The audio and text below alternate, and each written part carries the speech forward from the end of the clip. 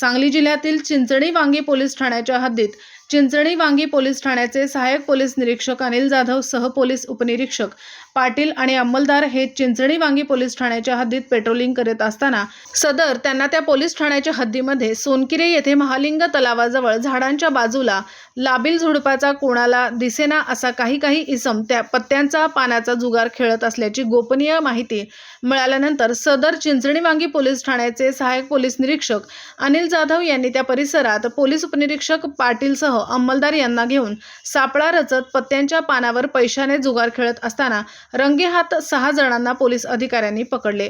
यावेळी काहींनी पळून जाण्याचा प्रयत्न केला, मात्र पोलिसांना चारी बाजूनी सापळा रचल्याने या जुगार खेळणाऱ्यांना मार्गच पळून जाण्याचा सापडला नाही।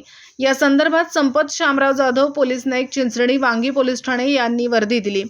या जुगार अड्ड्यावर छापे प्रकरणी जुगार खेळताना जयवंत शंकर जाधव वय वर्ष 37, कृष्णत शंकर पाटील वय वर्ष 47, राजेंद्र संभाजी भोसले वय वर्ष 35, रायसिंग मारुती पाटील वय वर्ष 54, अरविंद विष्णू पाटील वय वर्ष 40 हे सर्वजण राहणार सोनकीर तालुका कडेगाव, तर संतोष सर्जेराव लोंढे वय वर्ष 36 राहणार देवराष्ट्रे तालुका कडेगाव यांच्यावर चिंचणी वांगी पोलीस ठाण्याचे सहाय्यक पोलीस निरीक्षक अनिल जाधव यांच्या मार्गदर्शनाखाली पोलीस उपनिरीक्षक पाटील साहेब यांना ताब्यात घेत पंचनामा केला।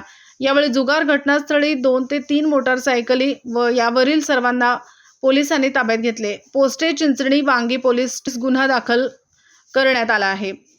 त्यांच्याकडून मोटारसायकलसह 57,420 रुपयांचा मुद्देमाल चिंचणी वांगी पोलीस ठाणे संबंधित अधिकारी, अंमलदार व सहाय्यक पोलीस निरीक्षक अनिल जाधव जप्त केला आहे। पुढील तपास विटा उपविभागीय पोलीस अधिकारी श्री विपुल पाटील यांच्या आदेशानुसार चिंचणी वांगी पोलीस ठाण्याचे सहाय्यक पोलीस निरीक्षक अनिल जाधव करीत आहेत। दिवसभरातील घडामोडींचा आढावा घेण्यासाठी पाहत रहा N24 मराठी न्यूज चॅनल।